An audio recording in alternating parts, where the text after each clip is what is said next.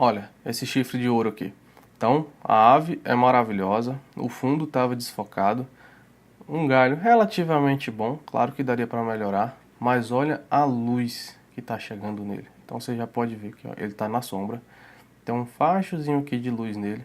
A gente não consegue nem ver direito a diferença entre essa barba aqui dele, né, digamos assim, e o olho. Então tá bem escuro, tá bem complicada essa luz aqui, tá uma luz bem dura. Te garanto que isso aqui foi depois das 10 horas e numa sombra. Então o tanto de detalhe que você perdeu dessa ave só por conta da luz, né, que não foi o melhor horário para fotografar essa ave. Logicamente, se for um registro, se for um live, você vai fazer essa foto. Mas nós estamos falando aqui de qualidade de foto e o que eu observo, né? O que eu vou sempre atrás de uma fotografia. Então a luz é a primeira delas. Olha a diferença agora em uma luz boa. Né? O que eu considero uma luz boa? Uma luz boa geralmente são dias nublados. Isso daqui é um exemplo de dia nublado. O nublado é como se você tivesse algo na frente da luz, aquela luz direta, que são as nuvens. Então elas conseguem quebrar, elas funcionam como se fosse um difusor. Então ela emprega uma luz bem suave na ave. Muitas pessoas dizem até que o dia nublado com nuvens é uma luz sem sombra. Então realmente as sombras são bem atenuadas nessa luz. Eu sempre procuro essa luz aqui, de dias nublados. Quando eu não consigo, eu fotografo no início da manhã, primeiramente ali na primeira hora, 1 hora e meia, quando o sol sai, e depois 1 hora, 1 hora e meia também antes do sol se pôr. Então são as melhores luzes que nós podemos conseguir para fazer uma foto muito boa. Então a primeira delas é luz, tomar cuidado com a luz. A segunda é a exposição. Então olha só que fotografia bonita. Eu tenho esse chifre de ouro, tá mostrando o chifre dele, tá bem focado, tá nesse galho bacana, fundo desfocado, só que tá muito ruim. Então digamos que eu errei essa exposição. Olha o potencial que eu perdi de fotografia. A foto era assim. Olha como é que ficou. Então se eu não fizer uma exposição correta, claro, eu consigo resolver na pós-produção, mas num nível desse daqui, se eu tivesse fotografado dessa maneira, isso daqui eu reduzi 2 pontos de luz. Ficou assim. Se eu tivesse fotografado já assim, seria muito difícil. Lógico que os equipamentos hoje são muito bons, recuperações muito boas, mas sempre é bom já fazer a fotografia na exposição correta. E agora a gente vai para o foco no olho. Então olha, luz boa, a ave fazendo uma ação, a ave maravilhosa. Só que quando esse beija-flor ele se posicionou de tal maneira que ele esticou a cabeça aqui para frente, o foco ele saiu do olho e ficou para trás aqui da cabeça da ave, então desfocou. Então não adianta nada você ter uma foto maravilhosa com esse olho desfocado aqui. É bom para registro, é bom para você mostrar uma ave e tal, mas para ser considerado uma foto perfeita, isso daqui não serve. Olha a diferença. Então essa ave da mesma maneira, se espreguiçando, mas agora o foco está no olho. Tá certo? Isso aqui faz muita diferença, galera. Dê uma atenção especial a isso daqui. Eu sei que é difícil focar no olho, eu sei que a ave se mexe bastante, é difícil, mas sempre procure esse nível aqui de nitidez nos olhos das aves, tá bom? A gente também vem para uma parte muito importante que é a ave estar bonita, né? Então fica muito ligado quando a ave estiver em época de muda. Observe as fotos das pessoas nessa época, no ano anterior, ou se as pessoas estiverem postando as fotos e você vê que o bicho está em muda. Então, um exemplo, vai que você faz uma viagem, não é esse caso aqui não, mas vai que você faz uma viagem só para uma espécie, para ver uma espécie, que às vezes é a espécie dos seus sonhos, e a ave está em muda. Isso já aconteceu comigo com gravatinha vermelha, que foi aquela foto anterior. Eu fui na Chapada Diamantina e eles estavam em muda. Então quase da metade dos machos que eu achei eles estavam em muda. É muito ruim. Às vezes você faz uma viagem só para isso, daí chega lá o bicho tá feio, tá em muda, então você não vê o bicho na plenitude. Olha a diferença desse canário para esse. Então a diferença é gritante. Então a ave tem que estar bonita e não só época de muda, se a ave estiver suja, se a foto for depois de uma chuva forte, que eles estão com as penas molhadas, o bico dela, se for um comedouro, estiver muito sujo. Então toma muito cuidado com a ave também estar bonita, ok?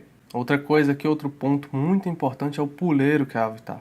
Então sempre tenha na cabeça eu não tirei uma fotografia assim, mostrando a banana, mostrando algo que não seja o ambiente da ave.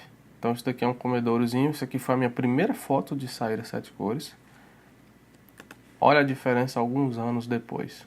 Então eu vou te mostrar como é que a gente faz, como é que a gente posiciona os tripés, os poleiros, para você conseguir fazer uma foto dessa daqui. Então olha a diferença de uma para outra.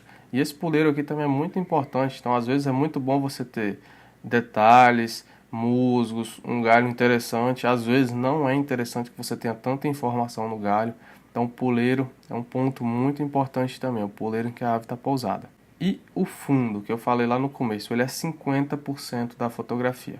Faz só uma comparação entre essa foto e essa daqui. Então a primeira delas a gente vê. Olha onde é que a ave está pousada. Isso aqui não é do ambiente comum desse beija-flor. Aqui ele já está no galinho. Olha esse fundo. Isso daqui que está desfocado, se eu não me engano, era uma estaca. Chama tanta atenção quanto a ave. Olha a diferença. Aqui já não tem nada brigando, digamos assim, com a ave. Ok? Antes de fazer o clique, dá uma olhadinha lá no fundo. Às vezes, um ou dois passos aqui para a esquerda ou para a direita, você consegue tirar isso daqui da sua fotografia. Então, muitas pessoas acham que eu removo muitas coisas na pós-produção. Às vezes, sim. Mas eu sempre digo que o melhor Photoshop é em campo, né? Na hora que você está fazendo a fotografia.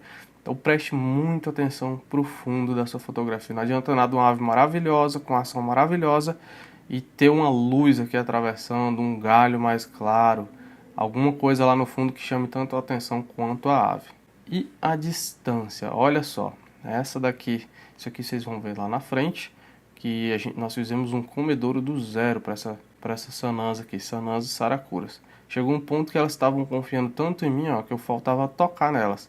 Então a distância, sempre tente chegar o mais perto possível que você conseguir, para você conseguir uma acuidade aqui no foco, então para ele focar bem mais cravadinho, para você ter qualidade, para você não precisar cortar muito a foto.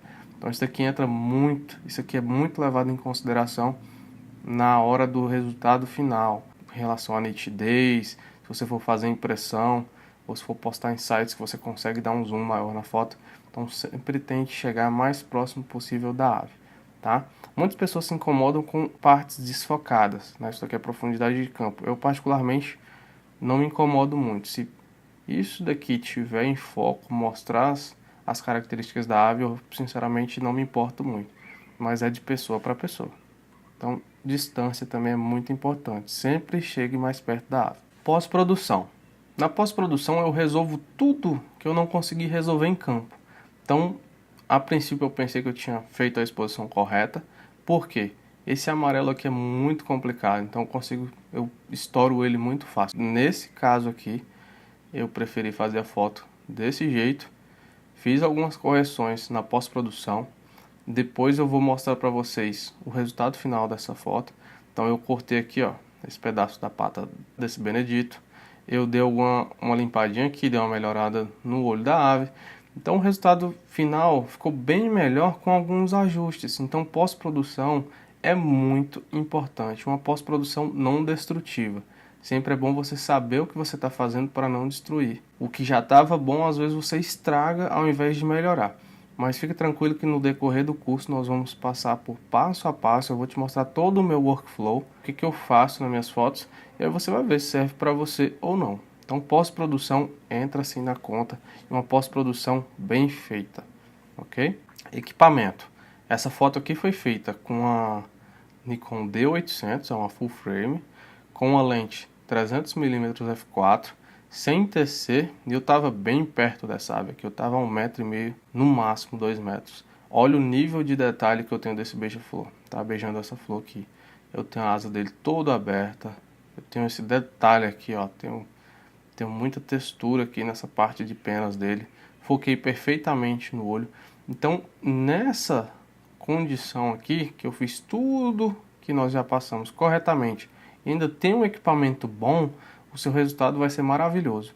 Mas atualmente eu tenho uma câmera crop, é uma 7D Mark II com uma 300mm f4, eu consigo um resultado tão bom quanto esse, com esse equipamento que eu tenho, mas eu conheço o meu equipamento, eu sei os limitantes dele, mas se eu tivesse um equipamento um pouquinho melhor, esse resultado também seria um pouquinho melhor. Se eu tivesse um equipamento muito melhor, respeitando tudo aquilo que eu já fiz, o resultado seria muito melhor.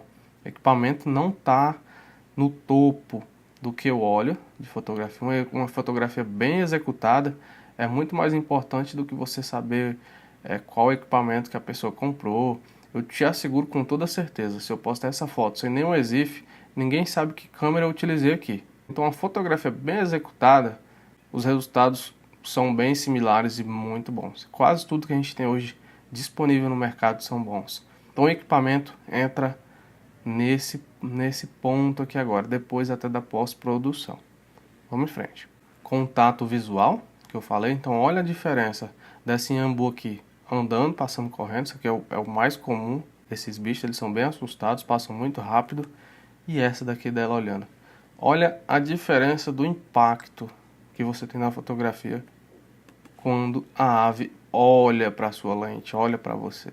Você cria uma conexão entre a pessoa que está vendo a sua foto e o bicho.